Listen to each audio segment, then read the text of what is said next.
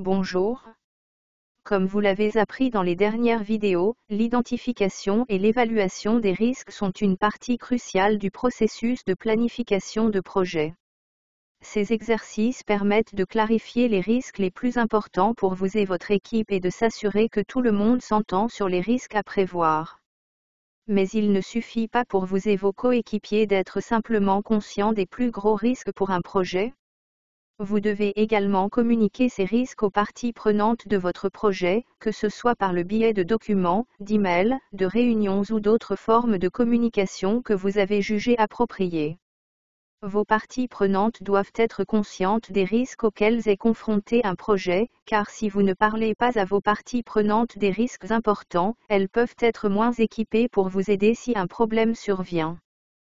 Par exemple, ils pourraient ne pas être en mesure de vous fournir plus de budget si vous en avez besoin ou plus de ressources si vous en avez besoin. Pire encore, votre partie prenante peut être prise au dépourvu par un problème.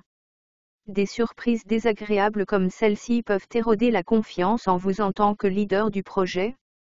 Ils voudront probablement savoir si vous étiez au courant de la possibilité que ce risque puisse se produire, et ils pourraient se demander pourquoi vous ne leur avez pas partagé cette information plus tôt.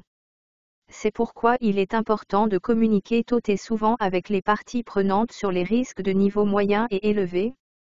Il définit les attentes des parties prenantes sur ce à quoi s'attendre potentiellement pendant la phase d'exécution du projet et démontre que vous avez pris des mesures pour atténuer et planifier ces risques s'ils se présentent.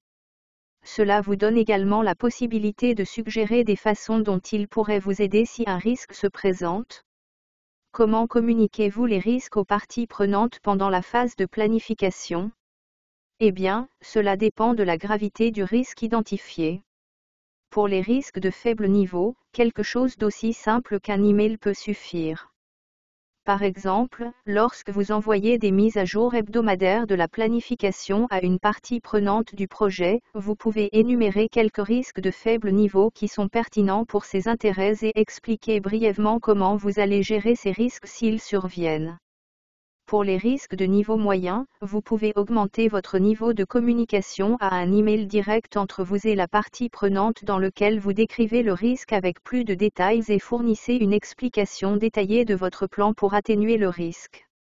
Vous pouvez également créer un lien vers votre plan de gestion des risques pour leur fournir plus d'informations. Vous pouvez écrire « urgent » dans la ligne d'objet pour souligner l'importance de l'email.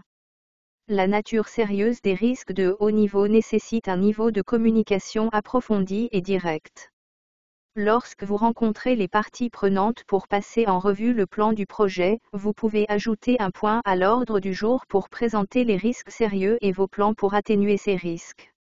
Vous pouvez également utiliser ce temps pour recueillir des commentaires sur votre plan de gestion des risques et demander aux parties prenantes des informations sur la manière dont elles suggèrent de gérer ces risques de haut niveau. Vos parties prenantes peuvent avoir une expérience préalable de la planification de risques et de stratégies similaires que vous n'aviez pas envisagées auparavant. La communication des risques est une grande partie de mon rôle ici chez notre entreprise. En tant que gestionnaire de programme, j'écris constamment des emails et fais des présentations sur l'état de mes projets, souvent dans le but de partager les risques connus et mes plans d'atténuation des risques. En discutant de ces plans avec mes parties prenantes, nous découvrons souvent d'autres risques que je n'avais même pas envisagés. Par exemple, lors d'une réunion récente, je présentais un nouveau produit potentiel à une partie prenante d'une équipe différente. Lors de la réunion, la partie prenante a signalé ses inquiétudes quant au fait que ma solution pourrait créer des risques de temps et de ressources qui pourraient avoir un impact négatif sur leur équipe. Cette discussion m'a permis de mieux comprendre les risques potentiels de mes collègues et les besoins des utilisateurs du produit, ce qui m'a fait réaliser que je devais demander à mes sponsors de projet un budget et des ressources supplémentaires. C'est toujours une bonne idée de discuter de vos plans avec vos parties prenantes. Ils peuvent avoir un point de vue différent. Pour récapituler, il est important de communiquer les risques aux parties prenantes afin qu'elles soient mieux en mesure de vous aider en cas de problème, et vous devez adapter votre style de communication en fonction de la gravité du risque. Ensuite, nous passerons en revue et résumerons tout ce que nous avons couvert. Rejoins-moi là-bas.